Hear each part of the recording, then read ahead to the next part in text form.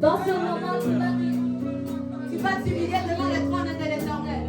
You're gonna ask God to forgive you. tu vas demander à Dieu de te pardonner. You're gonna ask God to forgive you. Tu vas demander à Dieu de te pardonner. You had a long day today, Tu as eu une longue journée aujourd'hui, but you don't know where you went against God. mais tu ne sais pas là où tu as parti contre la volonté de You Dieu. may have spoken and offended someone, Peut-être tu as parlé, tu as blessé quelqu'un, but you didn't know. mais tu ne savais pas. So you're just gonna call upon the mercy of the Lord. Tu vas appeler la miséricorde de Dieu. You're gonna call upon the mercy of the Tu vas Lord. appeler la You're gonna miséricorde de desire Dieu. that God may come to purify you once again. Tu vas désirer que Dieu vienne encore te purifier. You're gonna ask that God may bring His blood again to purify you and cleanse you. Tu vas demander à Dieu que son sang puisse encore te purifier. Because a prayer of someone who is a sinner is like a noisy sounding before God. Parce que la prière de quelqu'un qui n'est pas saint, c'est comme du bruit dans les oreilles de Dieu. The same way when Moses was about to step into holy ground, De la même façon que Moïse allait rentrer dans le lieu saint, God told him, take off your sandals. Dieu l'a dit, enlève tes sandales. So this evening, you're gonna look at yourself and ask yourself, what are my sandals?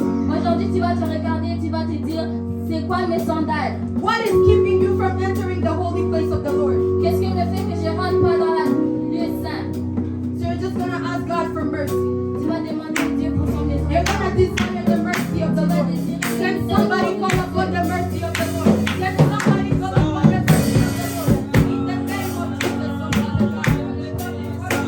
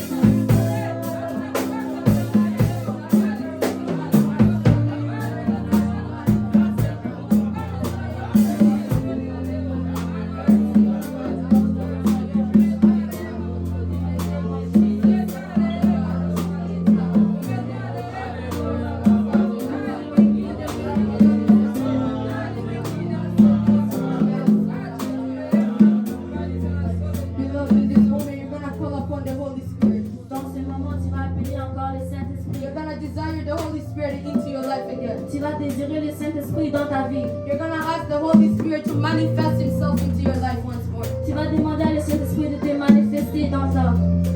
In this moment, wherever you see that in your life you are lacking something, Là où tu vois que dans ta vie tu manques quelque chose, you're gonna desire the Holy Spirit to come and fill it up again. tu vas désirer que le Saint-Esprit vienne encore le. You're gonna ask the Holy Spirit to fill you up once more. Tu vas demander au Saint-Esprit de te remplir. Can you start to ask the Holy Spirit to fill you up? Can you call upon the Holy Spirit? Can somebody who is hungry and thirsty for the Spirit start to fill you? In the name of Jesus, Father God, we desire you, God. We desire you. Holy Spirit, we ask that you manifest, God. In the name of Jesus, Father God.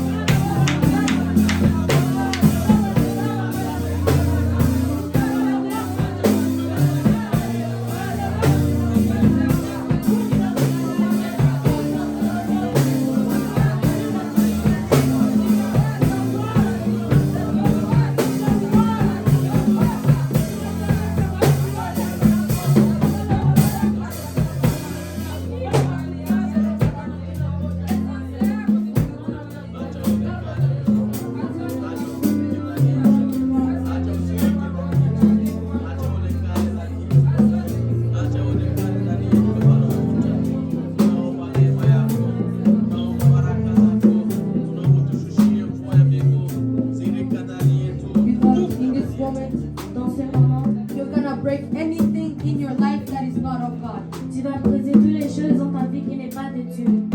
Anything that may be in your life that God is not pleased with. Toutes les choses qui sont dans ta vie que Dieu n'aime pas. You're gonna start to break it. Tu vas commencer à le briser. Any spirit that is holding you back from going forward, Tout esprit qui te retire d'aller derrière, you're gonna break it. tu vas briser. Anything that is holding you back, Toutes les choses qui te retirent de l'arrière, you're gonna break it. tu vas le briser. You're gonna tell God, Tu vas dire à Dieu, I am using the power and the strength that you have given unto me. j'utilise le pouvoir et l'autorité que tu m'as donné. You're gonna tell God, I am breaking anything that is not of you in my life. Je brise toutes les choses qui ne viennent pas de toi dans ma vie. Beloved, in this moment, I want you to talk to your problem. Dans ce moment, tu vas parler à ta problème. If it is sickness, I want you to talk directly to that Si sickness. c'est une maladie, tu vas parler à ton maladie. If it is the devil, you're gonna speak directly to the devil. Si c'est le diable, tu vas parler au diable. Because beloved, sicknesses have ears to listen. Parce que les maladies ont des oreilles pour écouter. Poverty has ears to listen. La pauvreté a les oreilles pour écouter. So you're gonna tell that poverty. Tu vas dire à la You're pauvreté. gonna tell that sickness. Tu vas dire à You're gonna tell that issue at work. Tu vas dire ces problèmes. You're gonna tell any kind of irritation that is holding you back in Tu your vas dire life. chaque problème qui te retire. You're gonna speak with it. Tu vas parler avec. And you're gonna get it out of your life. Et tu vas le retirer. I will de ta not vie. tell you how to pray. Je vais pas te dire I will not tell you how to speak to it. Je vais pas te But dire as comment much as parler. you want it gone from your life, that is the way you will pray. C'est là que tu vas prendre. Ça dépend de combien que tu veux que cette chose quitte dans ta vie. Tu vas dire à Dieu, j'ai pris de cette maladie. La bouche et le Tu vas dire, toi maladie, sors de ma vie. Tu vas dire, toi maladie, sors de ma famille. La sorcellerie n'a pas de pouvoir dans ta vie. La sorcellerie ne peut pas te retenir. Tu vas parler directement. Si tu es fatigué de cette situation, si tu vois que cette situation, tu n'en peux plus, Vamos lá, c'est la vie.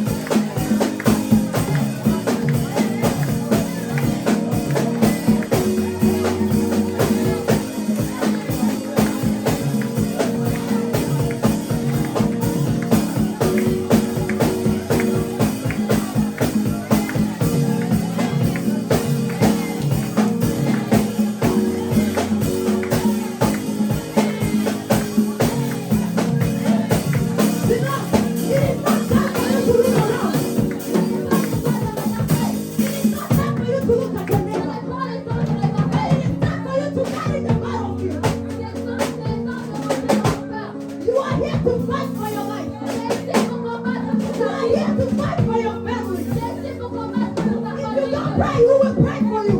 Si tu ne pries pas, qui va prier pour toi? If you don't pray, who will pray for your kids? Si tu ne pries pas, qui va prier pour tes You enfants? are wondering why your kids are always failing. Je me demande pourquoi tes enfants échouent tous les jours. You are wondering why your parents are always sick. Tu te demandes pourquoi tes enfants sont toujours malades. Come on. Can you pray for that? Can you pray for that failure to lead your family? Can you pray for that power to lead your family? Est-ce que tu peux prier pour ça? Tell God, my family shall not slumber. My family shall not sleep. My family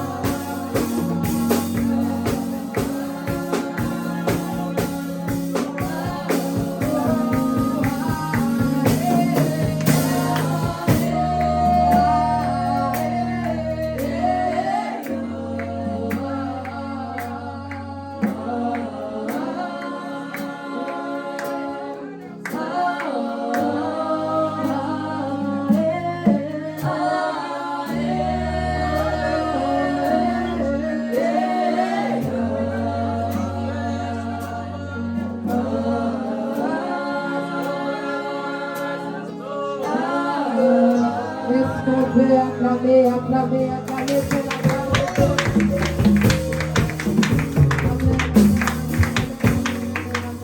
Amen. Amen. Je vous salue au nom de Jésus. Nawasalimu katika jina la Yesu. Et à ceux qui viennent juste d'arriver, bienvenue. Na kwenye wanatoka kufika, karibu. En ce moment, Kwenye muda je vais demander à nos chants de s'asseoir. tawasi waimbaji wetu waikale. Et on va accueillir ceux qui ont des témoignages. Tutaalika wenye wako na ushuhuda. Si tu sais que Dieu t'a fait du bien, Kama unajua Mungu alikutendea mema, tu peux venir témoigner. unaweza kia kushuhudia.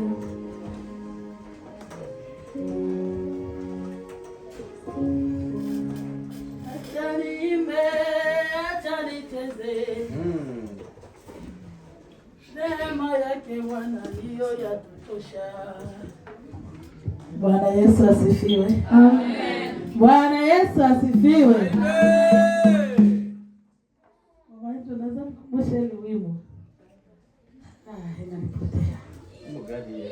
Wimbo wa mkonga.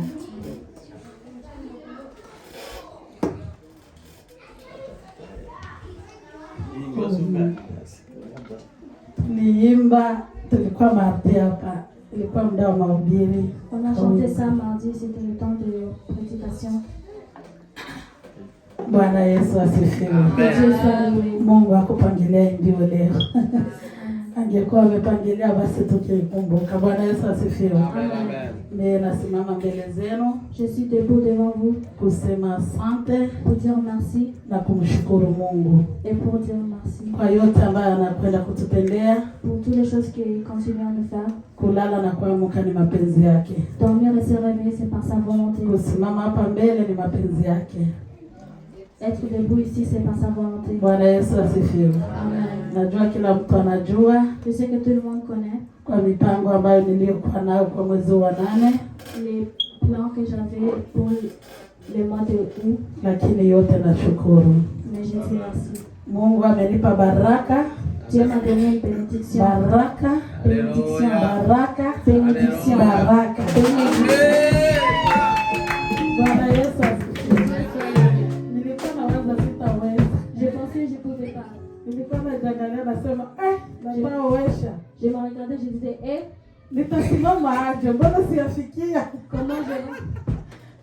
Yaani nilikuwa naona vitu ni vigumu mbele Je zangu. voyais les choses que c'était difficile, Lakini kwa mkono wa Mungu mais par la main de Dieu. niliposimama na kumwambia nitaweza. Quand je me suis levée, j'ai dit, je peux. Sikwaje namwambia sitaweza. Je disais pas que je pouvais pas. Hata nikiona ni kigumu Même si je voyais que c'était difficile, na kwaga namwambia nitaweza basi. je disais, je vais réussir. Bwana Yesu asifiwe. Amen. Nilifurahi sana. J'étais tellement contente. Nilicheka. J'ai ri. Nilifurahi kiasi. J'étais dans la joie. Ijapokuwa mengine alitaka kujinuka,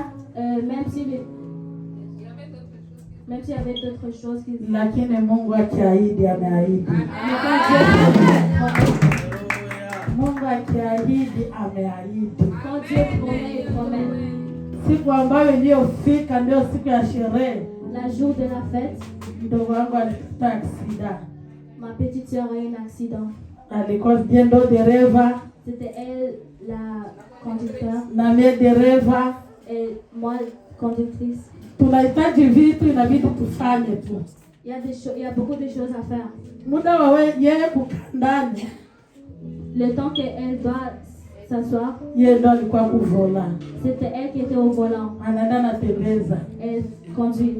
Lakini wakati alipokuwa kwenda kujiandaa, Mais quand elle s'est préparée, akirudi nyuma hivi, quand elle a retourné en kumbe arrière, gari lilikuwa nakuja kule, il y avait une voiture qui venait, yeye hakukuwa naona, mais elle ne voyait pas. ikamgonga kule nyuma Ça kule. l'a frappé en arrière. Kweli ingekuwa aksida kubwa sana,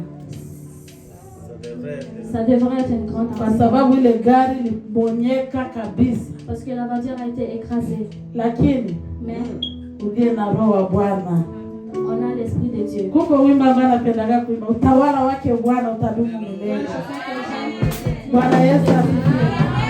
Yeye naona utawala wa Bwana umetawala ndani ya nyumba yako. Vitu vyote vilienda vizuri, Toutes les choses ont parti bien. japokuwa shetani alijinua, lakini Mungu alisema utaweza. Mais Dieu a dit, tu vas réussir. Usiangalia hata kitu ambacho kimetendeka. Si tu regardes ce qui s'est passé, Alifanya accident, nilikuwa naona kama sio accident. elle a fait un accident, mais je ne voyais pas que Nilisimama c'était un kama accident. shujaa. Je me suis élevée comme un Nikasema soldat. Baba, nivute hayo, nitaangalia baadaye jinsi ya kufanya. Amen. Bwana Yesu asifiwe sana. Tena ilikuwa siku ya furaha ambayo wakaka zangu walitoka Amerika. C'était de grand joie parce que mes frères ont Miaka vécu mingi sana beaucoup tena, des années. miaka mingi kabisa. Beaucoup des années. Alikuja Et ils se sont na venus. mtoto wa dada yangu, Et l'enfant de ma petite sœur. walitembea vizuri, Ils wakafika tena vizuri. sont arrivés bien. Yaani nilifurahi sana. J'étais tellement contente. Mungu asifiwe. Que Dieu soit loué. Huko ingine ambayo nitashukuru. Il y a quelque chose d'autre. Bwana Yesu asifiwe. Utawala wako e Bwana, utadumu hata milele. Utawala wake, haleluya. Akiaiba kwanza hapo kalikuwa kile, nilikuwa namwambia Mungu utawala wake utadumu milele, na Mungu akikuahidi atatenda. Usiwe na wasiwasi. Ne crains pas. Mungu akisema neno, Si Dieu dit, kubali, usishinde. Mimi nimeona mkono wa Mungu. j'ai pris la main de Dieu. Najua miaka 5 hivi Je sais 5 ans toka niachane na mchumba wangu, et je me suis. baba mme wangu. Mon mari. Bwana Yesu asifiwe.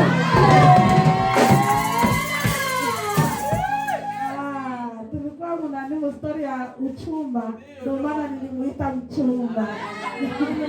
Lakini ni mme wangu wa utoto. Bwana Yesu asifiwe. Ndio maana nasema Mungu akiahidi ameahidi. Et c'est pour ça que je dis si Dieu promet, il promet. Tulikuwa kipindi cha maombi, On était dans le temps de prière. sauti kasikika, La voix était écoutée. huu mwezi ni mwezi wako, Cette mois, c'est ton mois. hautafanya chochote, Tu vas pas rien faire. hautasema Tu chochote, vas rien dire. lakini huu mwezi hautaisha. Bwana wako hajakuja hapa, sio kukuja aseme atakuja na kurudia, atakuja.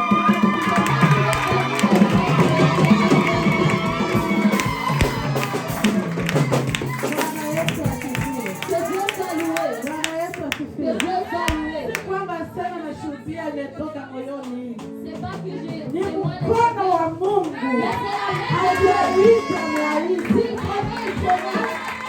Hata watu waseme aje, saa ya Mungu ikienea imeenea,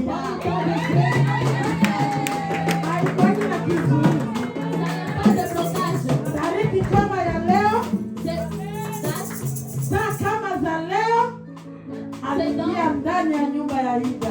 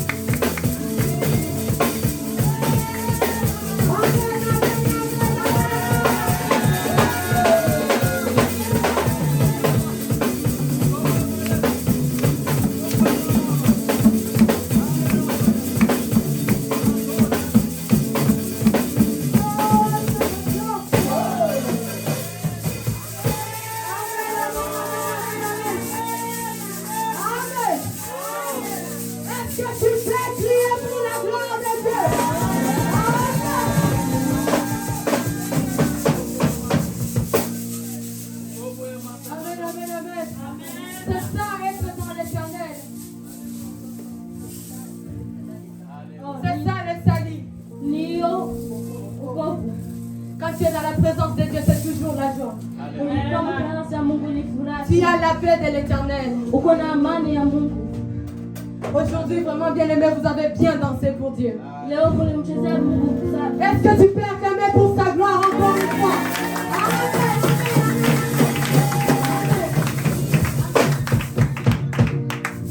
Vous avez encore appelé la présence de Dieu. Tu vas dire à Dieu que ta présence devienne palpable dans ma vie.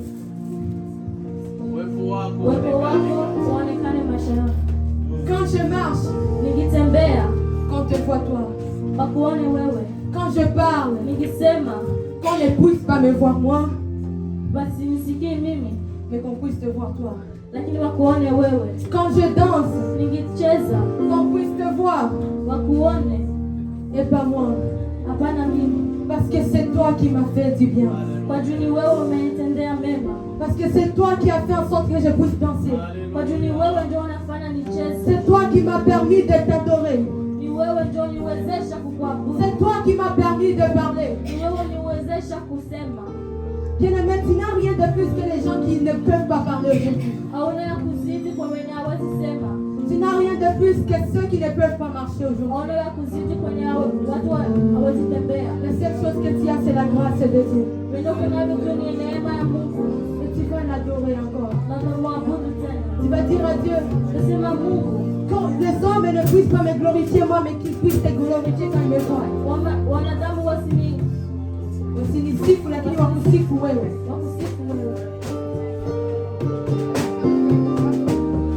Je veux une autre dimension de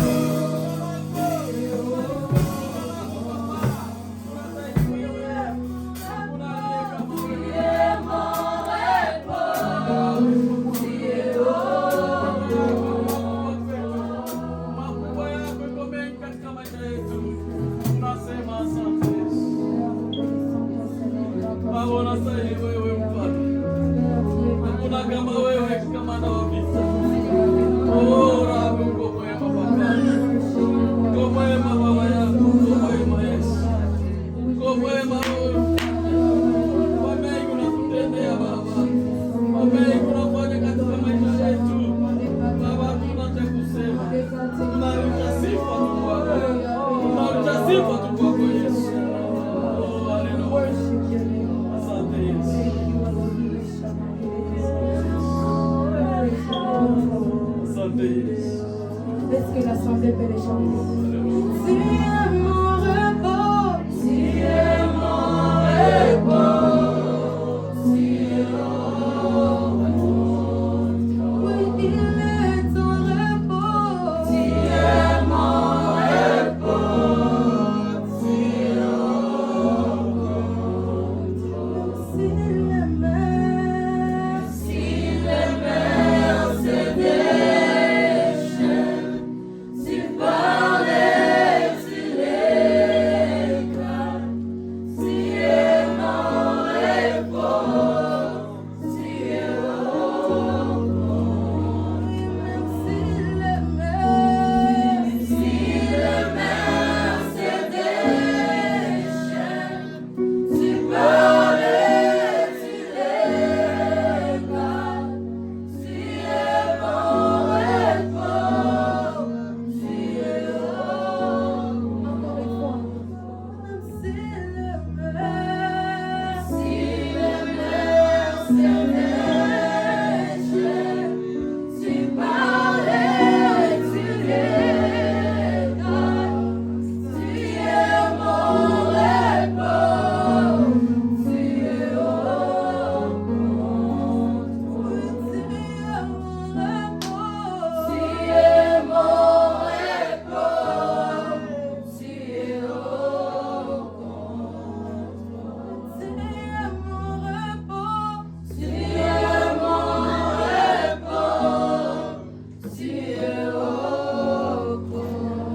Est-ce que le pasteur peut continuer la première partie de la prière? Baba, tunasema asante Rabi.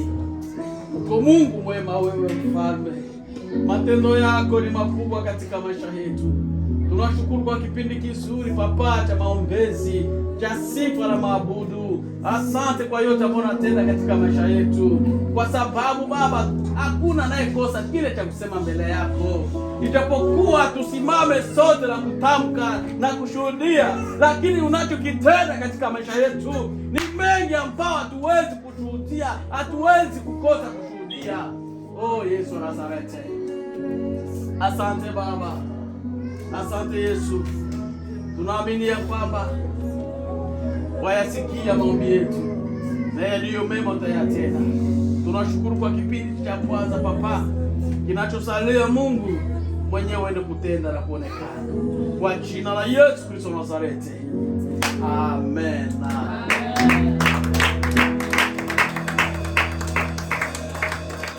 Amen, amen, amen, amen. Merci le groupe El Shaddai. Asante groupe El Shaddai. En ce moment, Kwa hii muda c'est le bon moment d'écouter de Dieu. ni muda mzuri wa kusikia neno la Mungu. Nous allons écouter ce que Dieu a préparé pour nous ce soir. Tutasikia venye Mungu ametutayarishia leo. Donc, bienvenue à la personne concernée de la prédication de ce soir.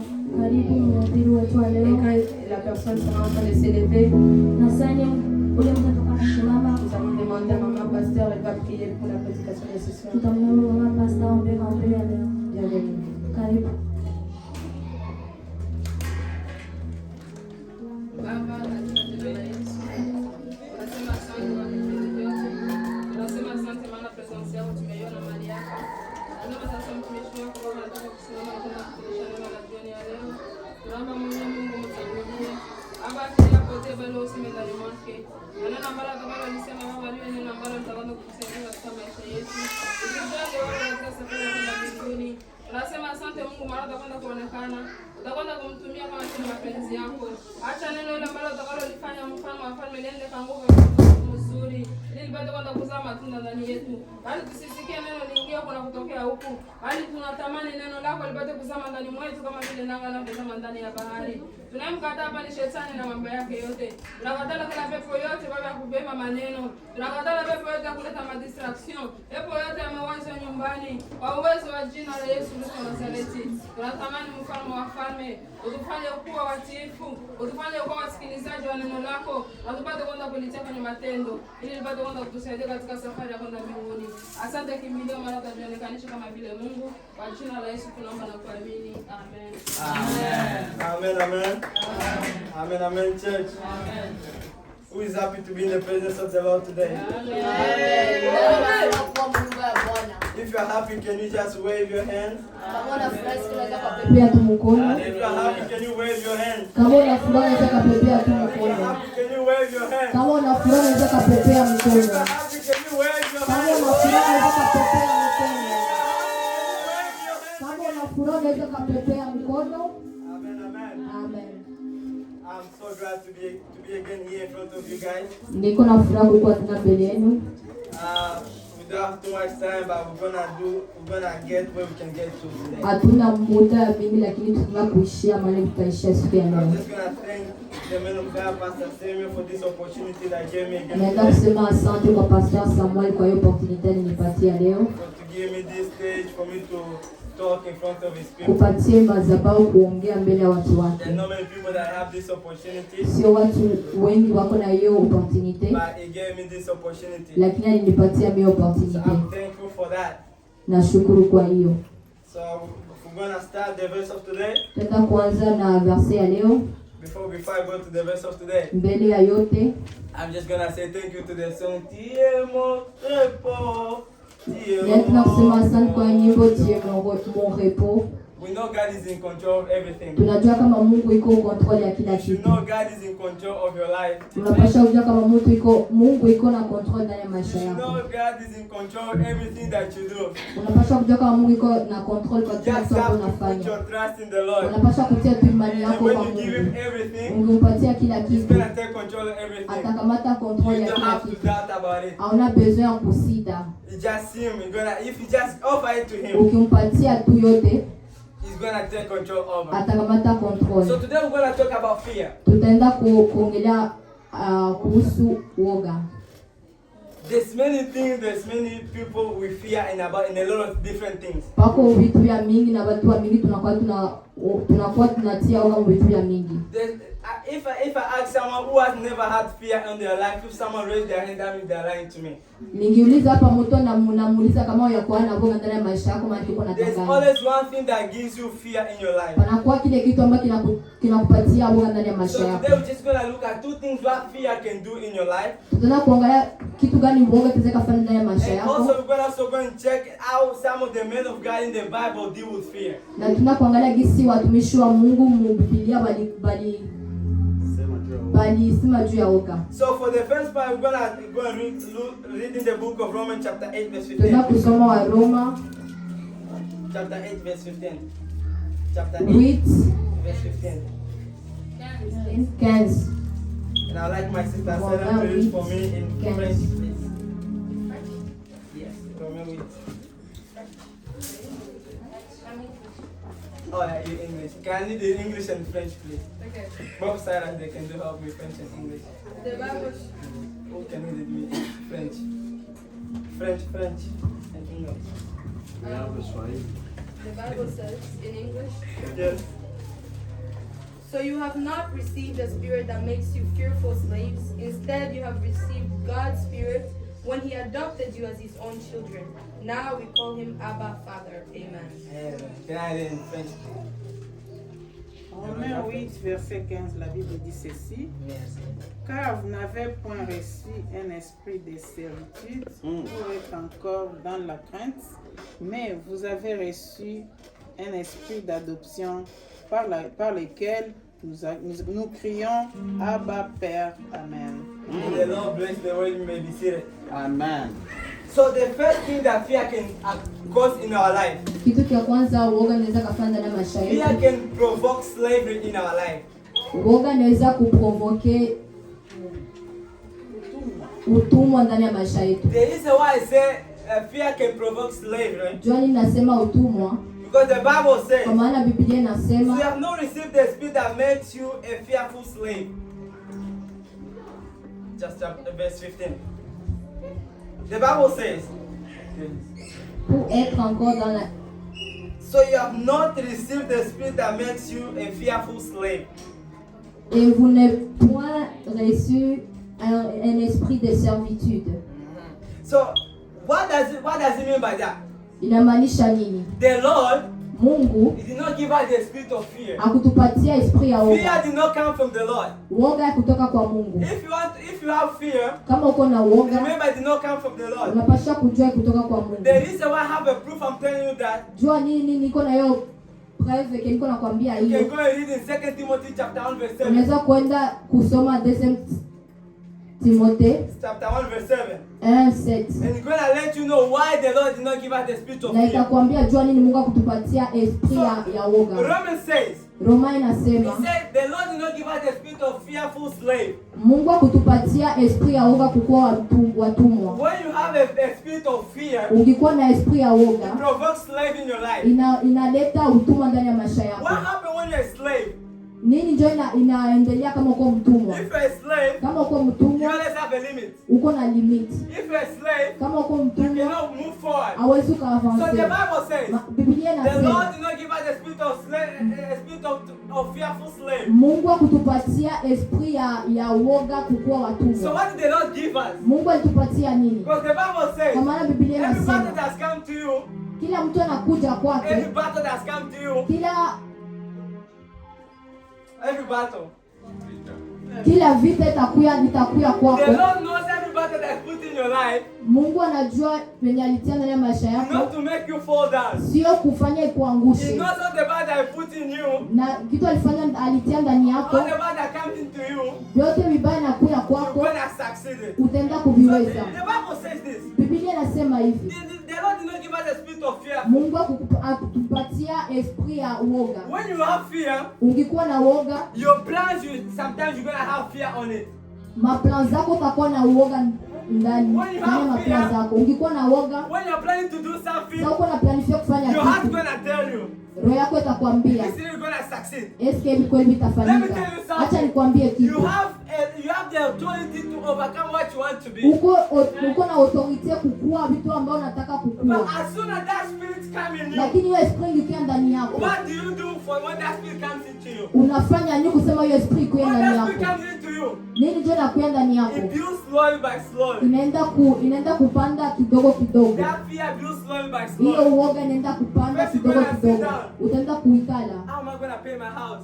ndaenda kulipa hii nyumba, How am I going to pay? How am I going to put my kids to school? ndatia watoto wangu masomo, I'm going to pay for my debts. ndapea hayo madeni. As soon as you start already questioning yourself that Ukianza question, kuwaza hiyo makestion, you start questioning that question, ukianza kuwaza hiyo makestion, that fear start building up. unaanza The fear start building unaanza up. kujenga uoga, That fear start building unaanza up. kujenga uoga Then it's going to make you weak. na itakufanya hauna nguvu. So the first thing that fear does, Na kitu cha kwanza uoga it inafanya, provokes slavery. inaprovoke utumwa. I'm going to go to the next part. Tunakwenda wengine parti. What fear does to you? Kitu ambacho uoga inafanya Fear ndani can yako. collapse our faith. Uoga inaweza kamata imani yetu. You're going to read in the book of Luke chapter 8 verse 50. Tuenda kusoma Luc 8:50.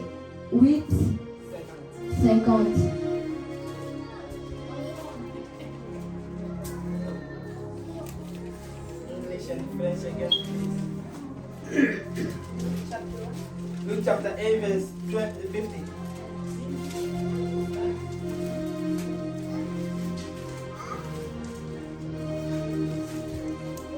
I see people that haven't find Luke. That's crazy. The Bible says, Yes. but when Jesus heard what had happened, he said to Jairus, don't be afraid, just have faith and she will be healed. Amen. Amen. Guys, Mais Jésus l'ayant entendu, il dit à Jairus, ne crains point, crois seulement et sera guéri. Amen.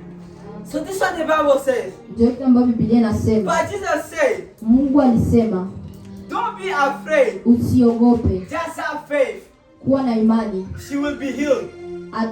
atapona. As soon as that fear comes into your life, Sasa tu uoga nakuja ndani ya maisha the yako faith also panics. na imani nayo So when inabushe. your faith panics, Sasa imani yako and remember inabushe. what the Bible says, Unajirapele kisi Biblia you inasema cannot please the Lord without faith. hauwezi kumpendeza Mungu bila So imani. when fear comes to you, Sasa uoga nakuja ndani you're mwako, gonna be scared. utakuwa na uoga. And when you have scared, Ukikuwa na you uoga, cannot believe again. hauwezi amini When tena. you are scared, Sasa uko na you woga, cannot believe again. hawezi kuamini. But the Bible says, Lakini Biblia inasema what does faith does? Imani inafanya Why do nini? you have faith?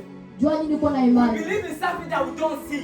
Tunaamini kitu ambacho hatuoni. That's why the faith is there for. Njoo imani iko So when pale. you have fear in us, Ungekuwa na woga as soon as the fear ndani comes yako, into your life, uoga ikiwa ndani ya it's maisha gonna yako, move your faith. itakufanya And as upuje soon as imani your yako. faith is moved, Na imani yako ikiwa na buje, are you gonna please the Lord? utampendeza yeye Mungu. Are you gonna please the Lord? Utapendeza yeye Mungu. Because faith Kwa maana imani it pleases the Lord. inampendeza So Mungu. if you don't have faith, Kama una you imani, cannot please the Lord. haupendezi So Mungu. the main two things I'm going to tell you today. Vitu vile ambavyo nataka kuambia leo, Before I go, what you should do when you are afraid. bila ayatuambia kitu gani unaweza kufanya sasa uko na woga, What does fear can cause into your life? kitu gani uoga inaweza kufanya ndani ya maisha yako. What does fear can cause into your life? Uoga inaweza kufanya It ndani ya can maisha bring yako. punishment into your life. Inaweza kuleta punishment mu maisha yako. It brings punishment in your life.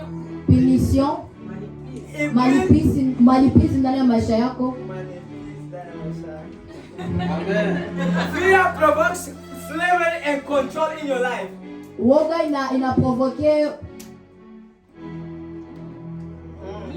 utumwa ndani ya maisha yako, And fear can collapse also your faith. na inaweza kukamata imani yako. Now we're gonna go to the main message, to the main scripture of the day. Tutaenda kuenda kinaganaga. The main scripture of today, yes. Kinaganaga. Amen. Amen. We're gonna go read in 2 Chronicles chapter 20. Deuxième Chronique Chapter 20, 20 verse 1 to 15. moja mpaka 15. It's gonna be a lot of reading. Itakuwa ya mingi. Chapter 20, verse 1 to 15.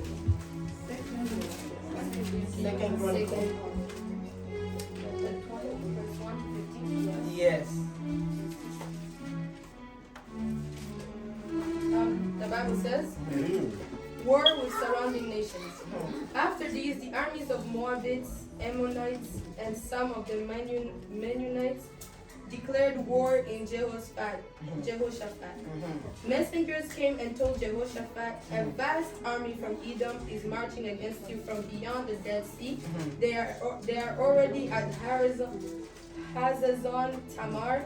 This was another name for Engedi. Jehoshaphat was terrified by this news. Just please there. Yeah, you're gonna read Jehoshaphat was what?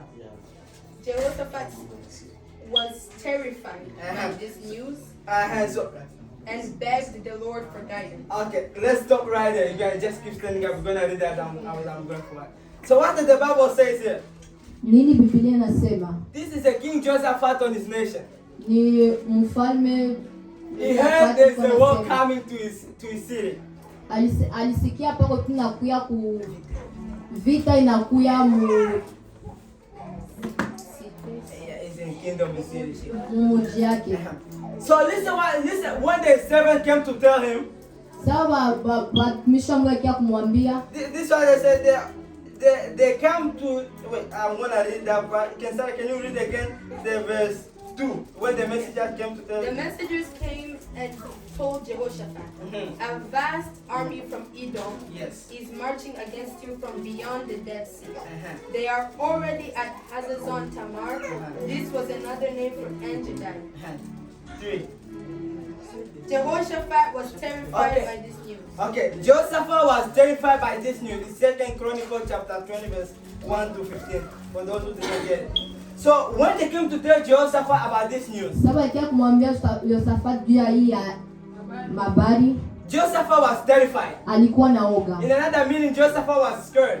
Mwingine manya alikuwa na oga. So when people they come to tell you things, Sababu watu wanakia kuambia vitu, when they come to tell you a rash thing, wanakia kuambia kitu ambayo ni kiambio the mbio. first thing, Kitu kia people kwanza will get scared. watu watakuwa na oga. They will get scared. Utasikia The oga. Bible says, Biblia when they inasema came to tell Jehoshaphat, sababu wakia kumwambia Yosafat Jehoshaphat was terrified. alikuwa na oga. He heard there's Alisikia an army coming to fight his life. pako maarmeni akia kupigania So in your life, ndani ya maisha yako. when you're gonna hear a battle coming to your life, Sasa utakuwa nasikia vita na when kila you're ndani ya gonna maisha hear yako. sickness, Sasa utakuwa nasikia when you're magonjwa. gonna hear problems, Sasa utakuwa nasikia shida, of course you're gonna be scared. utakuwa na woga. But let me give you one thing. Lakini acha Instead nikupatie of you kitu. being scared, Oleo kukuwa na listen woga, what Joseph did.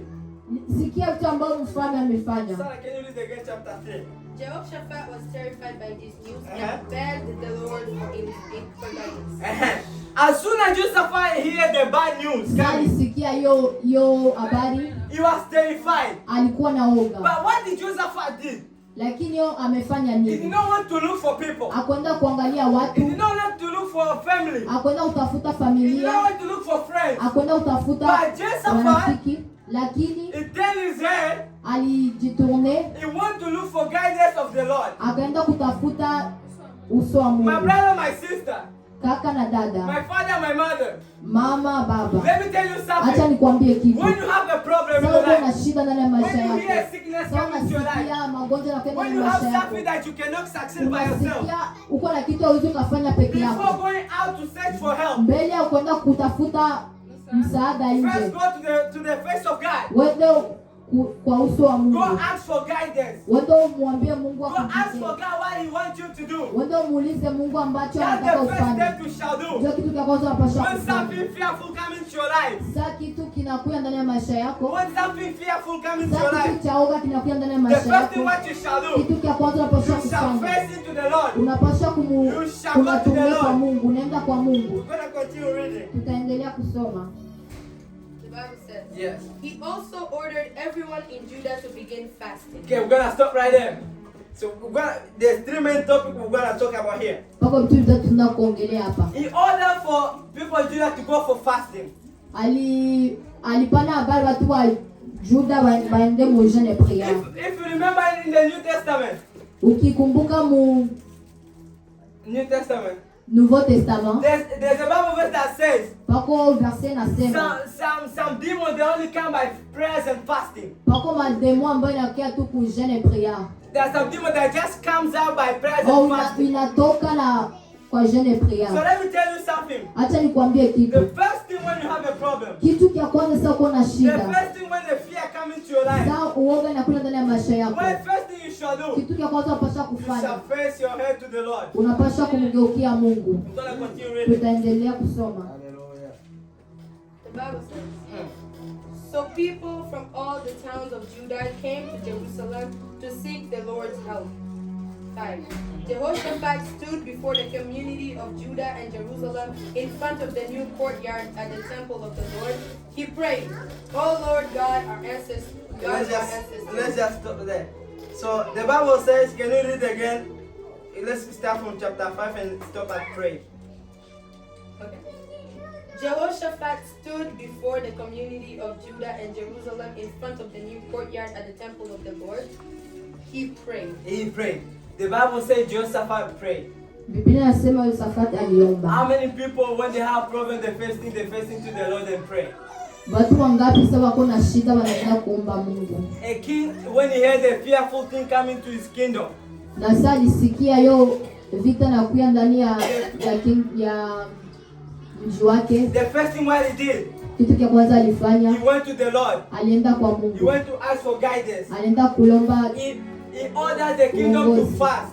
aliambia taifa lake iende And kujeni. the third thing, he prayed. Na wengine akaomba. When you have a problem, Sasa uko na when you shida, have fear of sasa uko something, na uoga ya what you kitu. shall do, Kitu unapaswa kufanya, unapaswa kuomba. you shall pray. Unapaswa kuomba. Prayer changes everything. Maombi na change kila Prayer kitu. changes everything. Maombi na change As kila soon as kitu. that you start praying, Sasa unaanza kuomba, movement in the spirit happens. pako vitu mwezi unaenda As kufanyika. soon as you start praying, Sasa unaanza kuomba, things they start moving vitu up. vinaanza Let kubuje. me tell you Acha something. nikwambie kitu. The battle that you are fighting, the Vita battle that you ambao are fighting, vita ambao uko is not napigana a battle of the sio flesh, vita ya mwili, but it's a spiritual battle. bali ni ya So kiroho. when you have fear, Sasa uko na it woga, doesn't come physical first, haikui kumwili, but it started on the spirit. lakini inaanza And when you start on mwezi. your spirit, Ukianza and mwezi it takes over on your flesh. So ina let me tell you acha something. nikwambie kitu. When you have fear, Sasa uko na the woga, first thing you shall kitu do, cha kwanza unapaswa kufanya, close your door, funga mlango, go in your room, uende mchumba kneel chako, down, Kneel down piga magoti and look at na heaven. uangalie Call the name of the mbingu. Lord. Wenda mwite For Mungu. the Lord to help you. Mungu aende We'll kusaidia. continue reading. Tutaenda kuendelea kusoma. Verse 6. He prayed, O Lord God of our ancestors, you alone are the God who is in heaven. You are ruler of all kingdoms of the earth. You are powerful and mighty. No one can stand against you. Verse 7. O our God, did you not drive out those who lived in this land when your people of Israel arrived? And did you not give this land forever to the descendants of your friend Abraham? Your people settled here and built this temple to honor your name. They said, whenever we are faced with any calamity, such as war, plague, or famine, we can come to stand in your presence before this temple where your name is honored. We can cry out to you to save us, and you will hear us and rescue us. Verse 10. And now see what armies of Ammon, Moab, and Mount Seir are doing. You would not let our ancestors invade those nations when Israel left Egypt. So they went around them and did not destroy them. Now see how they reward us, for they have come to throw us out of your land, which you gave us as an inheritance. Oh, our God, won't you stop them? We are powerless against this mighty army that is about to attack us. We do not know what to do, but we are looking to you for help. 13.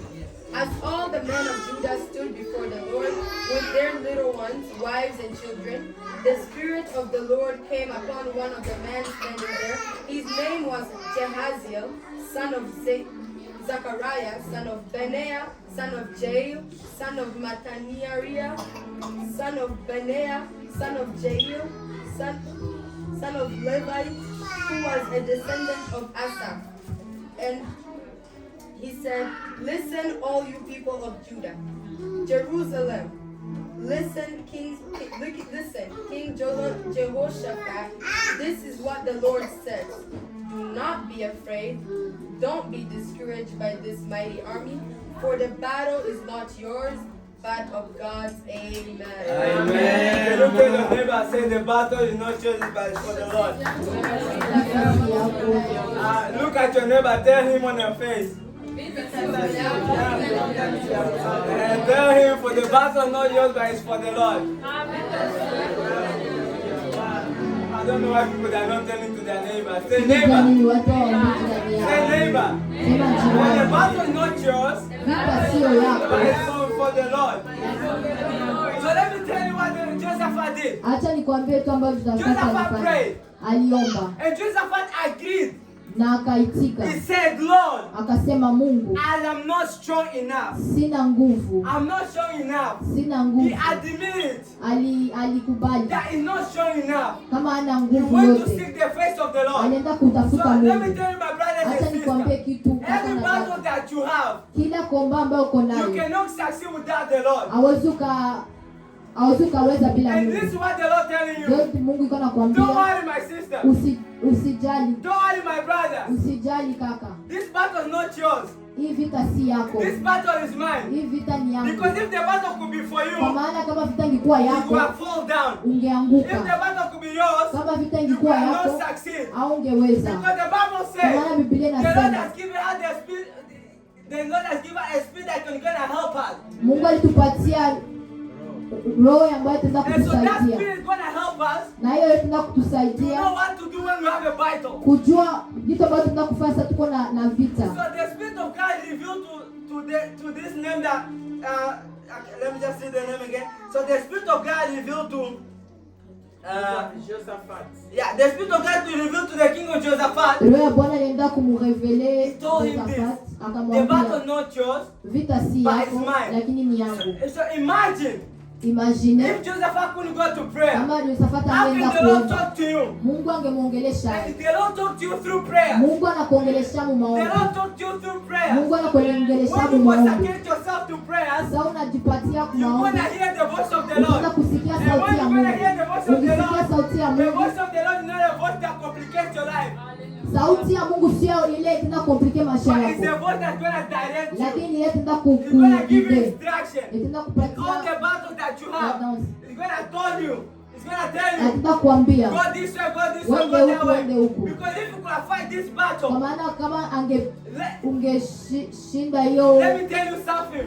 acha nikwambie We kitu, could have not succeed if it's by aungeweza ourselves. kama ni sio That's what the peke. Bible Kwa says. maana Biblia The Lord inasema fight all our battles.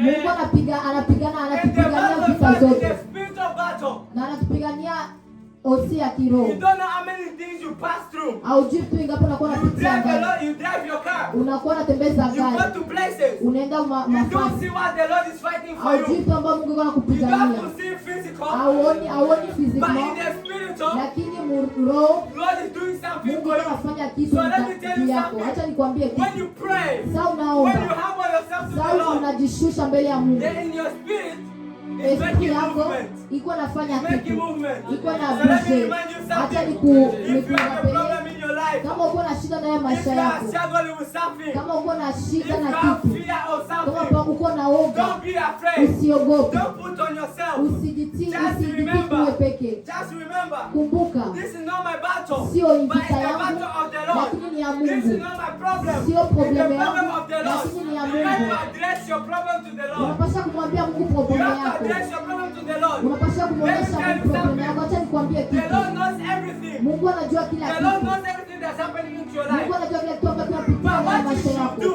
lakini You unapaswa should go and kufanya, address Him. unapaswa kwenda You should go kumwa, and address Him. unapaswa kwenda Tell kumfuata, Him, unamwambia Father, Mungu, I'm weak. niko feble, Father, Mungu I have no knowledge. sina akili, Father, Mungu can you help me? unaweza And the Lord kunisaidia, is going to help na you. Mungu And let me tell atakusaidia. you Acha nikwambie something. kitu, God is not a man to lie. Mungu sio Mungu ambaye So anadanganya. if God said this to you, Mungu akikwambia hiki, you shall believe. unapaswa You kuamini, shall trust Him. unapaswa Because the kumwamini, battle is not kwa yours. maana vita But sio the yako, battle is for the lakini Lord. ni ya Mungu. We're going to read in the last verse. Tunaenda kusoma verse ya mwisho, Isaiah chapter 41 verse 10 to 14.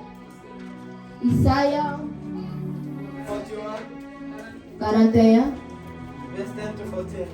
10 14.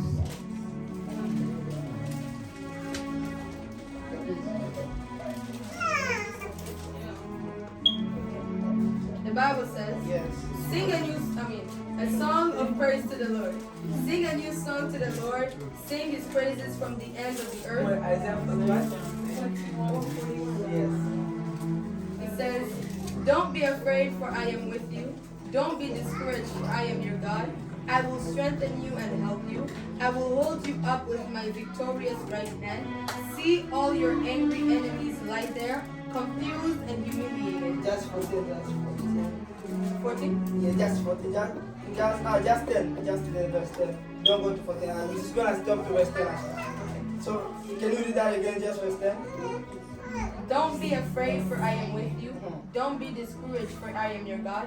I will strengthen you and help you, and I will hold you up with my victorious right hand. Amen. You can go and read until 14 when you have time at home. So what the Bible says here, Vitu ambavyo Biblia inasema, don't be afraid, usiogope, for I am with you. niko pamoja The nawe. Bible is reminding us again, Biblia iko tena the Lord tukumbusha, has never left us. Mungu hayawahi We are kutuacha. the one who's living God. Sio ndio tunakuwa So when you tunamwacha. have a problem, Sasa uko na shida, when we face the Lord, sasa tunaenda kwa Mungu. that's how the Lord's coming to our problem. Ndio sasa hapo Mungu anakwenda na shida zetu.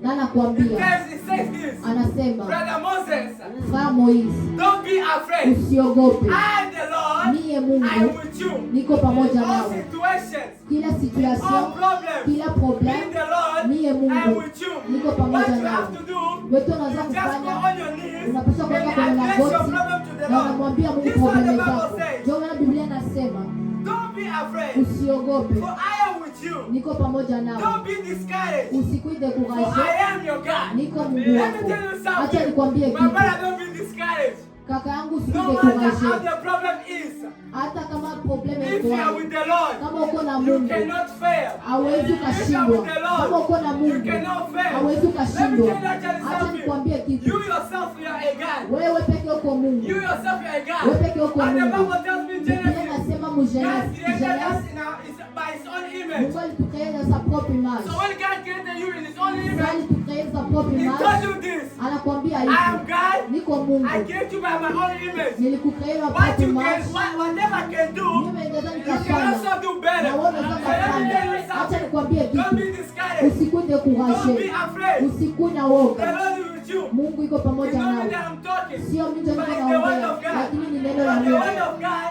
Neno la is not a Mungu lie. The word of God Neno la it doesn't lie. haidanganyi. And it continue. I will strengthen you and I will help you. I will hold you up with my victorious right hand. What the Bible says here. It's gonna give you strength. Atakupa nguvu. In the battle that in the problem that you have, Muprobleme uko nazo, devil's gonna say no. tuta kusema hapana. It's gonna give you strength. Atuna He kupatia knows you nguvu. have the he knows you can succeed on the battle that you have. Anajua kama unaweza So it's gonna have you against strength.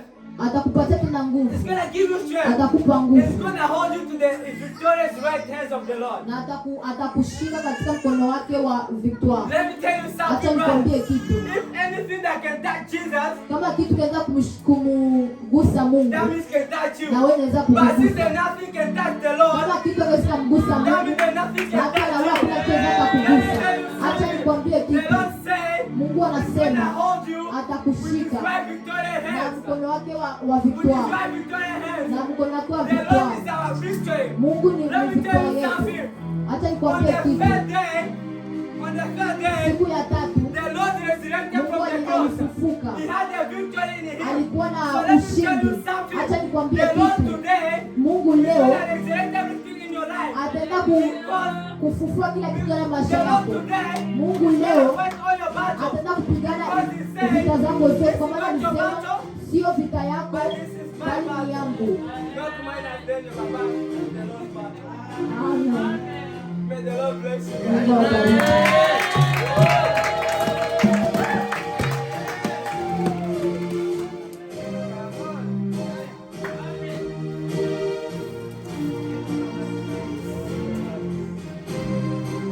Amen, amen, amen, amen, amen. Est-ce qu'on peut acclamer pour la parole de Dieu? Est-ce qu'on peut acclamer, Amen, amen, amen, amen. Bien-aimé, Ndugu mpendwa, je vais vous montrer ce que moi je retenu. nataka waonyesha wenye Comme ça, si je pose une question à un de vous, vous ne disiez pas, elle-même, elle ne se souvient pas. juu nikiwauliza swali na msiseme na mimi sikumbuki. Le dimanche, on nous a prêché sur la foi. Dimanche walituhubiria imani Et aujourd'hui, notre prédicateur a passé sur la foi encore. na leo tena mhubiri wetu alisema tena kuhusia imani. Il nous a dit on ne peut pas plaire à l'Éternel sans la foi. Alisema tuwezi kupendeza Mungu bila imani, Et le prédicateur de dimanche nous a aussi encouragé d'avoir la foi. na mhubiri wa dimanche alisema kazia juu ya imani. Et encore aujourd'hui, Na leo tena l'homme de Dieu nous a dit, mtumishi wa Mungu alisema il nous a montré comment Dieu est toujours avec nous et qu'on ne puisse pas avoir peur. alituambia tena kama Mungu iko na sisi kila siku, tusiogope. Donc, bien aimé, à vous. Kubali. À vous. Oh, kwenu Qu'est-ce que vous avez appris aujourd'hui? mulielewa nini leo? Je vais choisir 3 personnes seulement. Nachagula watu watatu. Je vais seulement entendre une chose que vous avez écoutée de la prédication de ce soir. Kitu kimoja tu kenye mulisikia juu ya mahubiri ya leo.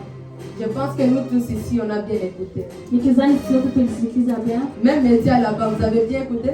Na meja kule ilisikia mtu. Parce que je sais que si vous êtes caméraman, vous payez bien attention. C'est vous qui filmez tout. Kwa juu najua kama uko cameraman, wewe una filme kila kitu. Amen. Amen. Alors, je vais citer une seule personne. Da sema mtu. Sœur Nafisa, Dada Nafisa. non-moi un seul verset qu'on a donné aujourd'hui. Niambie verset moja tulisoma leo. Juste une seule verset. Kamoja. Amen. Amen. Est-ce qu'on peut acclamer pour la parole de ce soir? Bien-aimés, amenez vos carnets, faut écrire. Amen. Andika.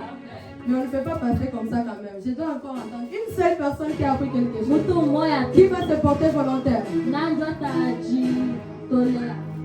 Bien aimé, bien aimé, bien aimé. Ndugu mpendwa, Il y a une personne là-bas, mais je sais qu'elle a bien écouté, c'est elle qui lisait. Frère Félix, qu'est-ce que vous avez appris aujourd'hui? Rien. Amen. L'homme de Dieu Moïse, qu'est-ce que vous avez appris? Unielewa nini leo? Il ne faut pas avoir l'esprit de la peur. Amen. Amen. Bien aimé, allez méditer sur cette parole. Mwende tena mkaisome tena hiyo neno, tafakari.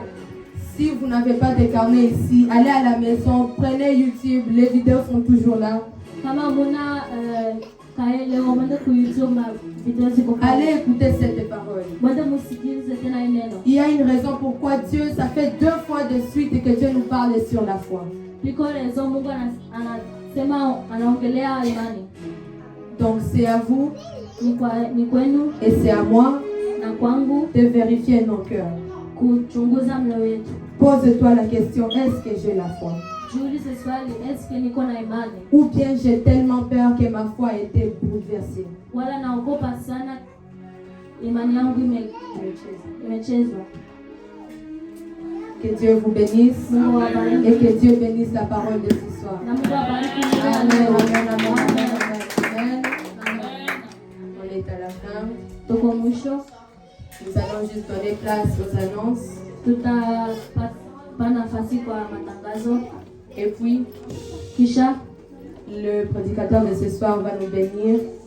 Mungu wetu leo atatubariki, Mais à la fin, ça sera toujours le pasteur qui va nous donner les dernières bénédictions. lakini mwisho ni pasa kupatia baraka za mwisho. Bienvenue. Karibu.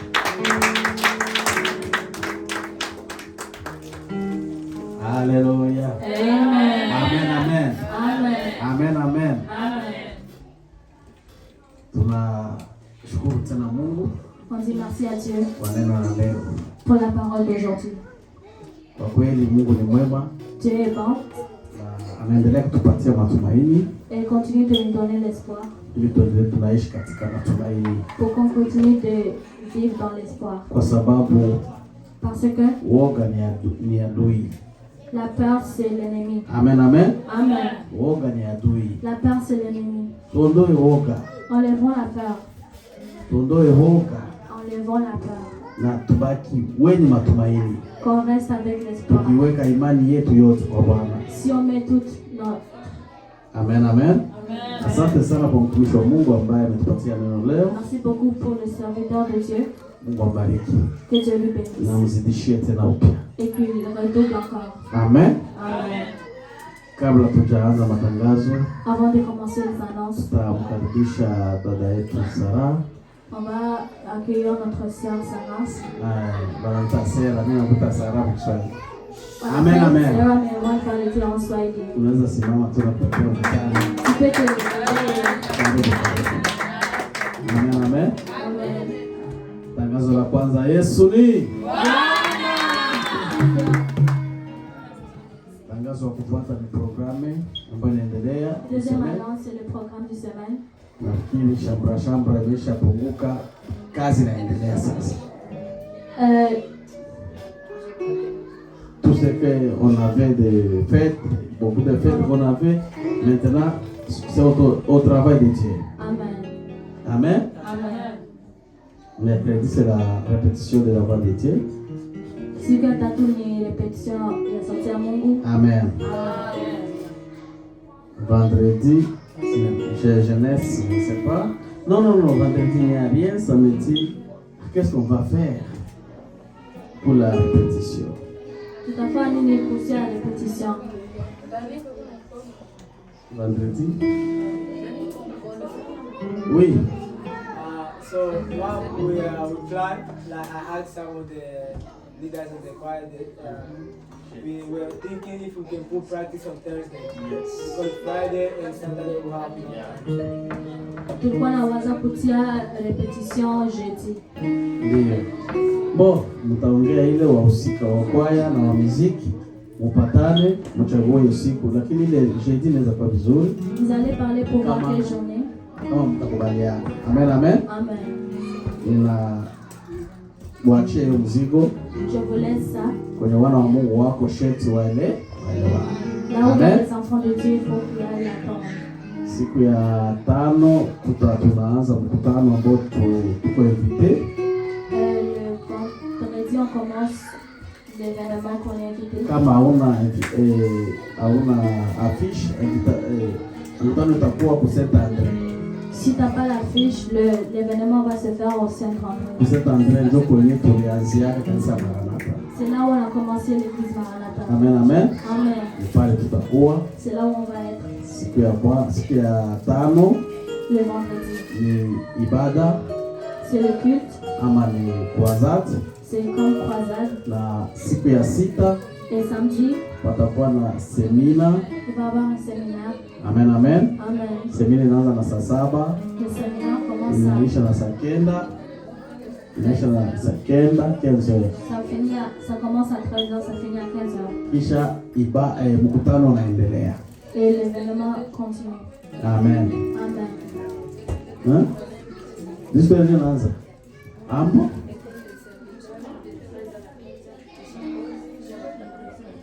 Okay. Amen, amen. Amen.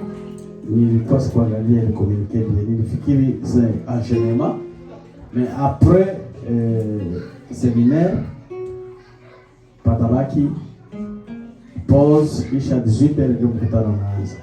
Après le séminaire, on va en pause. Après, c'est le croisade qui commence. Amen. Amen. Karibu. Bienvenue. Ukiwa mtumishi unahitaji kufuata ile semina, leta jina lako ili tukuorozeshe. Si tu es un serviteur et tu veux suivre les enseignements, tunazoea kusema serviteur haiko tu pasteur. On dit serviteur, c'est pas juste pasteur. Kila wote mwenye anafanya huduma ya Mungu ndani ya kwenye madhabahu ni mtumishi wa Mungu. Tous les gens qui travaillent pour Dieu au sein. Amen. À l'autel. Amen. Amen. Tusisahau kwamba siku ya 6 tuko na baptême. Faut pas oublier que le samedi on a le baptême. Tunaenda usubuhi Shediac. On va le matin à Shediac. Tutakutana hapo kwa mama Ida sote na saa 3 ya asubuhi na nusu. On va se rencontrer chez Maman Ida à 9h30. Amen, amen. Amen. Karibu twende tuunge mkono wenzetu ambao wanakubali Yesu kuwa Bwana na Mwokozi wa maisha yao. Bienvenue qu'on se tient la main avec les gens qui acceptent Dieu. Amen. Amen. Dimanche ni ibada. C'est le service. Tutaangalia tutakuwa sijajua kama tulishabuke ile pale ama nje. Amen. On va regarder où est-ce qu'on va être. Tutawajulisha. On va vous laisser savoir. Lakini baada ya ibada magharibi, mais après le service, vijana wanapenda kufanya barbecue. Les jeunes vont faire du barbecue. Lakini mtakuwa hapa nyumbani. Je pense que vous serez ici, c'est à la maison. Na pakoma wadiriko tutawaambia. Et s'il y a des changements, on va vous dire. Karibu kwanza kwa vijana wote. Bienvenue à tous les jeunes. Na karibu pia kwa watu wote. Et bienvenue à tous. Amen, amen. Amen. Kabwisho kwa kumalizia vakansi naisha, masomo yataanza. Pour terminer les vacances. Amen, amen. Amen. Mungu awabariki. Que Dieu vous bénisse. Let's stand up and pray. Father, in the mighty name of Jesus Christ, Adonai, Yesu Masiya, na commission na sanjo leo kwa nabolamu na Yesu Seigneur. Merci pour la nuit sur lequel on a consacré la journée de Yesu Masiya, Papa. Na commission parce que Zanza côté Karanzam Yesu Masiya. Tala Elohim Adonai, Papa, ton guide na banda na mission de sous Elohim, Papa. Les gars qui battent avancer là na mission Seigneur, les gars qui protéger mission sous Papa, na nyonso Seigneur Papa. Et na victoire de Yesu Masiya, Seigneur, ce que tu as dans journal de Yesu Masiya. Te posa confession merci Adonai Papa. Iloba wote na journal de Papa Yesu Masiya, Seigneur Papa, les gars qui chango na mitema na biso Adonai Papa. Na peso merci parce que Zanza Elohim Papa, Zanza bobuda kabati tumba na mission nyonso. Papa la mutonyo shai na poka lelo sene onyo sina makasi de baba tena kina bandako dekana kupesa pamoja sisi makasi na Kombo Yesu Kristo kwa Yesu. Amen. Neema yako Mungu Baba na pendo la Bwana wetu Yesu Kristo na ushirika wa Roho Mtakatifu uambatane nasi sote tangu sasa hata milele kwa jina la Yesu. Amen. Shalom.